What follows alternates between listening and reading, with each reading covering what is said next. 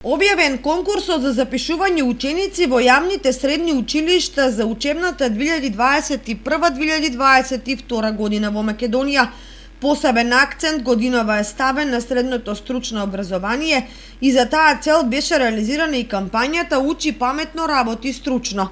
Средното општинско училиште Гошо Викентиев, соработувајќи со повеќе фирми од регионот, бидејќи ќе формира 3 така наречени дуални паралелки во кои учениците освен теорија ќе реализираат и пракса во компаниите. Денес во дневниот весник Слободен печат и на веб страната на Министерството за образование и наука е објавен конкурсот за запишување на ученици во прва година за учебната 2021-2022 година.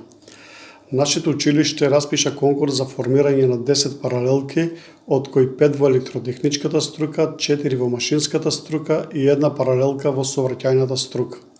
Од овие 10 паралелки, 8 се со 4-годишно образование, а 2 со 3-годишно образование.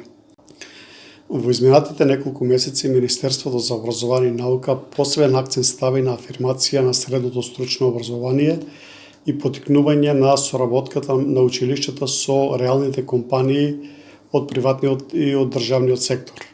За таа цел беше реализирана кампањата Учи паметно, работи стручно, која што се состоеше од воспоставување на контакти помеѓу училиштата и компаниите и формирање на паралелки од дуалното образование. За прв пат се воведува стипендирање на 3-годишното и 4-годишното образование. За поголема атрактивност на средното стручно образование, Министерството за образование и наука за наредната учебна година за учениците од прва година обезбеди 1500 стипендии на ниво на држава. Стипендијата ќе биде 3500 денари месечно, а ќе се дава 9 месеци во текот на учебната година. Исто така, за поголема атрактивност и на 3-годишното образование се обезбедени 500 стипендии по 3500 денари, исто така во трајање од 9 месеци во текот на учебната година. Со тоа се надеваме дека ќе запишеме поголем број на ученици во наредната учебна година. Средното општинско училиште Гошо Викентиев и досега воспоставуваше соработка со компаниите од регионот и учениците одеа на пракса, а со тоа се обезбедуваше кадар кој понатаму може да биде преземен од страна на компаниите. Со тоа се обезбедува работа за учениците и сигурна финансиска надокнада на тие лица.